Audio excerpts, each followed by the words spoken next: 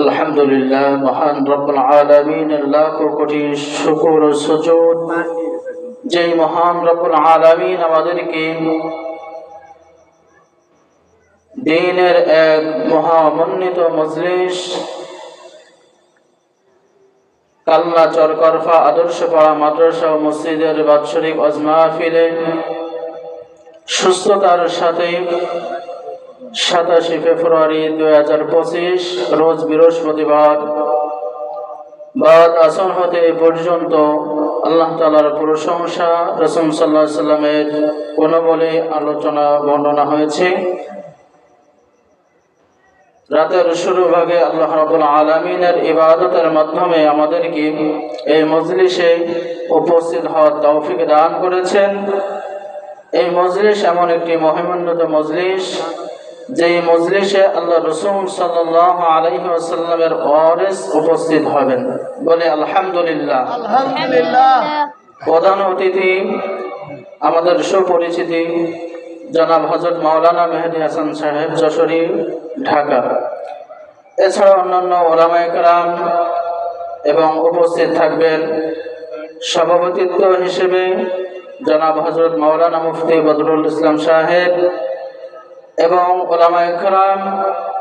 আপনার সামনে উপবিষ্ট সর্ব উৎকৃষ্ট সম্মানিত মুসল্লিয়ানে কেরাম, পর্দার আড়ালে সরমন্দ্রতা মা বোনেরা, আল্লাহ রাব্বুল আলামিন আমাদেরকে এখানে এই মজলিসে উপস্থিত হওয়ার তৌফিক দান করেছেন।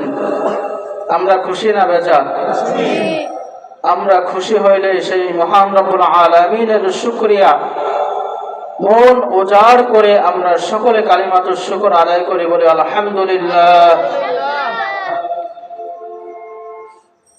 নবীর রাসূল করিম সাল্লাল্লাহু আলাইহি ওয়াসাল্লামের উম্মত, কেনই বা আমি আপনি আল্লাহ রাব্বুল আলামিনের শুকরিয়া আদায় করব না? এই মজলিস সম্পর্কে রাসূল করিম সাল্লাল্লাহু আলাইহি ওয়াসাল্লাম বর্ণনা করেন, আল মাজলিসু ফিকহুন মিন 60 সানা। আল্লাহর হাবিব রাসূল করিম সাল্লাল্লাহু আলাইহি ওয়াসাল্লাম ইরশাদ করেন,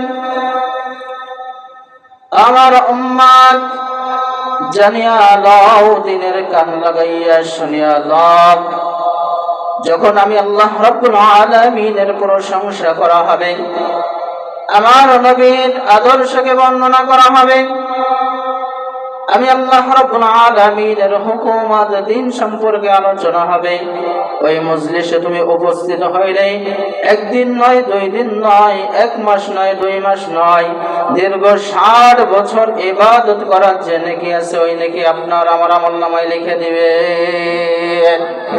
চিল্লাই বলি সুবহানাল্লাহ। পৃথিবীর ভিতরে ছোট্ট একটা কথা বলে আমি আলোচনায় ঢুকবো।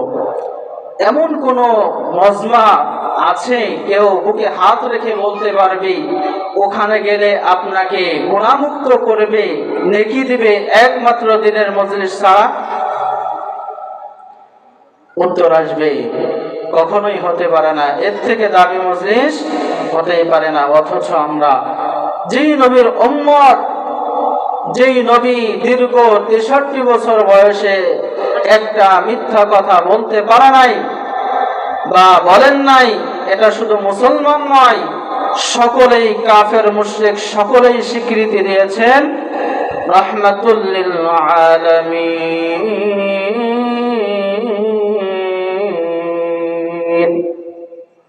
আল্লাহ রাব্বুল আলামিন নিজেই ঘোষণা করেছেন, আমার নবী মিথ্যা কথা বলতে পারে না, আমার নবী মিথ্যা কথা কল্পনা করতে পারে না।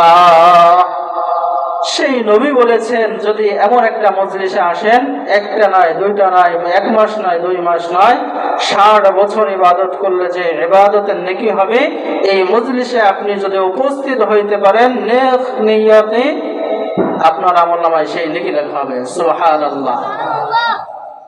এত বড় সুযোগ পাওয়ার পরও আমার কেন দোকানের কাছে মনটা নেই? আল্লাহর প্রশংসায় কেন আমার অ্যালার্জি হয়? আল্লাহর প্রশংসা শুনতে আমার কেন মন চায় না? তাহলে কি আমরা ওই নবীর উম্মত হওয়া সত্ত্বেও এমন মুসলমান হইলাম যেই মুসলমান আল্লাহ রাব্বুল আলামিনের একটা গুনাহ করে ফেললে, সগীরা গুনাহ করে ফেললে, ওই উম্মত সাথে সাথে ইস্তেগফার করে আল্লাহ রাব্বুল আলামিনের মাহবুব প্রিয় হয়ে গিয়েছিল। একটা সগীরা গুনাহ, এই গুনাহ হয়ে গেল, তখন তাৎক্ষণিক তওবা করে আল্লাহ তাআলার কাছে মাফ চেয়ে নিয়েছিল। অথচ আজকে আমরা এই মজলিসে আসলে মনে করি আমরা বাধা পড়ে যাব। কি পড়ে যাব? বাধা পড়ে যাব। হুজুর এমন একটা ওয়াদা করবেন, করাইবেন বা কথা বলবেন, আমি যদি না মানি তাহলে আমি বাধা হয়ে যাব।